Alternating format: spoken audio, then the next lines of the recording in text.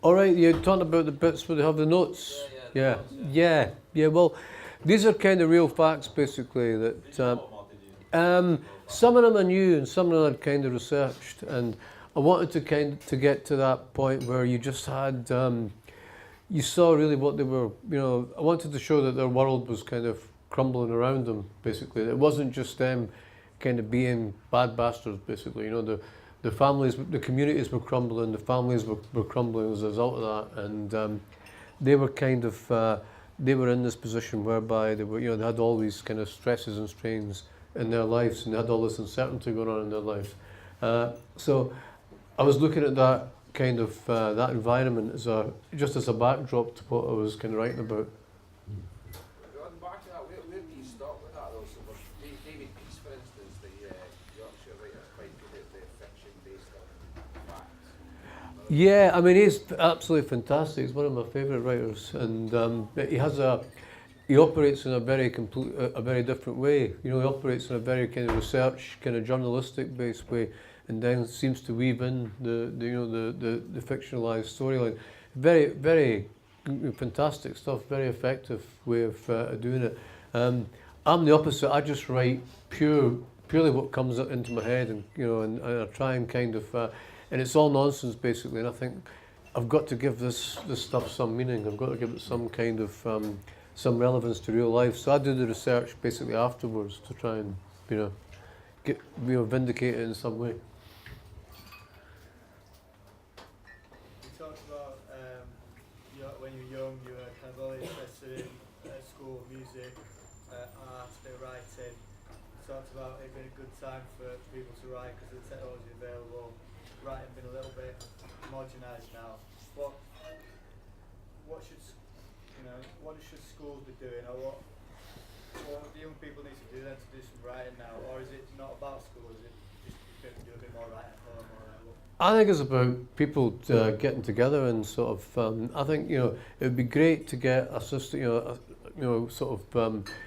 Kind of young people's writing groups, but outside of school, outside of supervision, and just have that kind of whole peer education thing going on.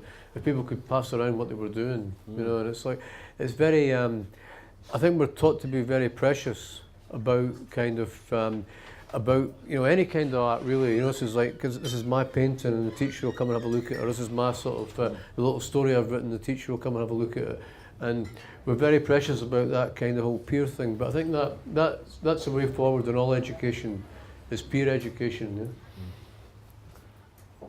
What was your favourite track in Trainspotting soundtrack? I would probably kind of say Born Slippy because it's the most kind of anthemic one that gets played a lot, and I still get that kind of sort of little bit of a spine tingle sometimes if I go into a bar and it comes on. I just kind of get taken right back to that sort of. You can feel the eckie coming up. I can feel myself coming up, and I'm about to I'm about to sort of touch you. That's a lovely jumper you've got there, Chris.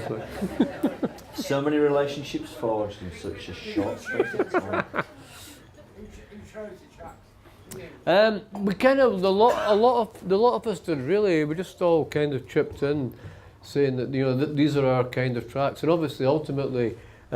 Danny and the editor did, because you can have great tracks, but they're not going to fit in with the action that you have. So we had to. There's a lot of tracks that were really good that we wanted in, but they just didn't kind of fit in the. What was the best one that you did? Well, probably Bowie's Golden Years was mentioned in the book and all that, but there just wasn't a kind of place for it that would have worked in terms of the film.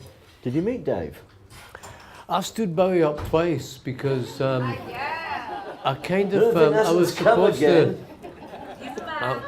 I was supposed to meet but I would kind of I would have turned into a 13-year-old girl if I met Bowie. I just never I didn't trust myself around him. Like I had the posters on the wall, every album everything that he's ever done and all that, and they had the Trainspotting launch in New York, which Bowie was kind of presenting, and I kind of. I made the excuse that I was playing darts and Leith that night, which I was like, I could have got out of it, but I was playing darts and Leith when the Trainspotting launch in New York was on, and Bowie was presenting it. But later on, when he was on tour, he invited me to to have dinner with them at the Ubiquitous Chip in Glasgow, and I stood him up again because I thought I'm going to make if I sit in the same room as Bowie, I'll just make a complete cunt of myself. Like, you know? So I've kind of become friends with Iggy Pop over the years, and Iggy Pop saying, "Hey, Dave's just a nice guy, Irvine. You're fucking daft. You should have gone and see him. Would have been cool, man." So I kind of regret that now. Like, What do you think would have happened if you'd have met Dave? I would have just slavoured and looked into his eyes and all that. Hey, but you wouldn't have done that though, would you? It'd have been really. It'd have been. Actually, I don't know what it would have been like. I heard that is it Ali McCloyster's resigned, or he's not resigned, or But you said on the radio interview, he said no.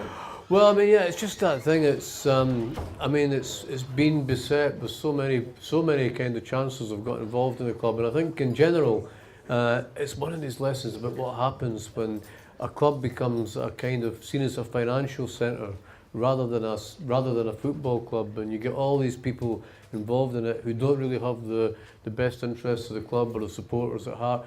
And it's happened to so many clubs. I mean, it's happened to Leeds as actually a real example of so many charlatans have got involved in Leeds. You know, God, so it just goes on and it just on and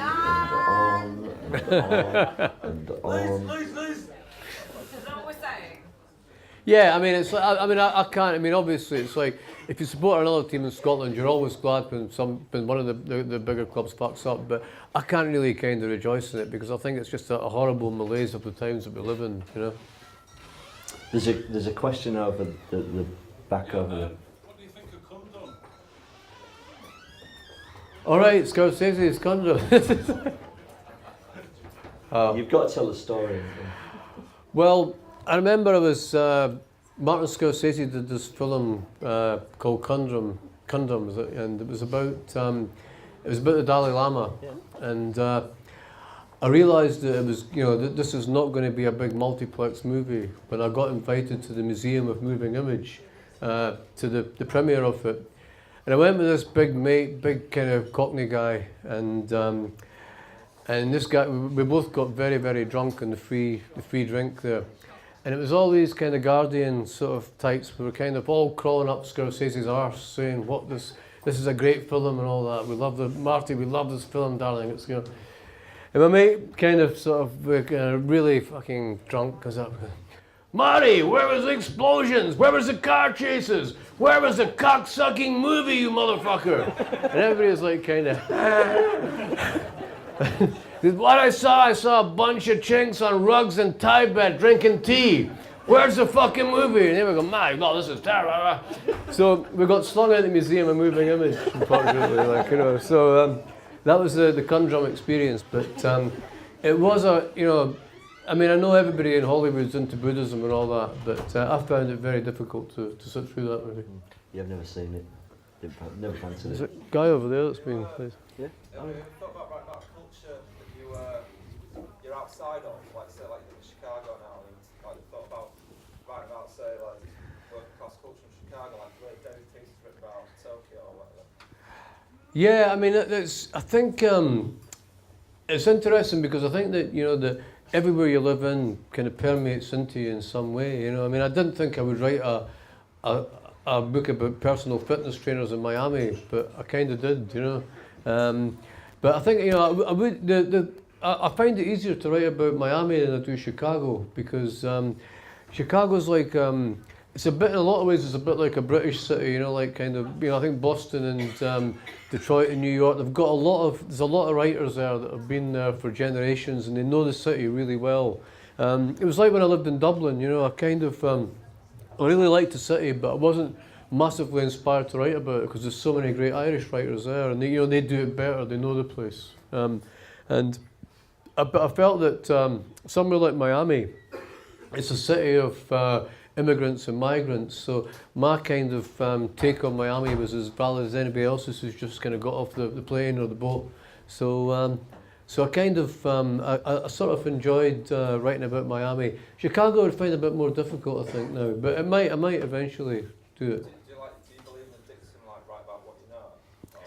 Yeah, I think you kind of, you should write about what you know, but you should be trying to know more all the time, So you should be trying to kind of take an interest in different things that are going on around you in different places that you're involved in, and trying to keep kind of growing and evolving, but so that the basis of what you know becomes more. But you should ultimately, I think, also be trying to write about what you know.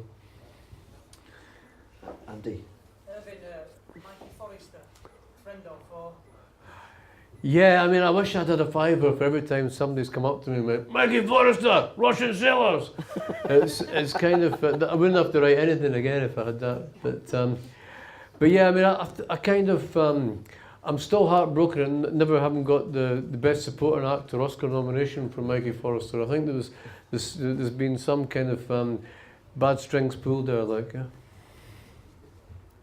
Knowing what you know now, would you cast the same people in Trainspotting? Yeah, I mean, I think the film worked out fantastically. It was great performances, and you never really know. I mean, it's like with casting, you kind of, I couldn't see Bobby Carlyle as Begbie because I thought of Begbie as being bigger and more physically imposing, and not having a dodgy tash, but he was fantastic in it. And when I first met James McAvoy, I couldn't see him as Bruce Robertson because he just looked too young, basically, and too clean cut. And then he was just this fucking Jakey and Filth, like, you know. So great actors always find a way into the role, you know. And I think when you're casting, you just want the best talent as possible, you know. A great actor will become the part, and you know. But it's very difficult when you meet somebody to distinguish between, you know, whether they're just a great actor or just a very good or accomplished actor, you know.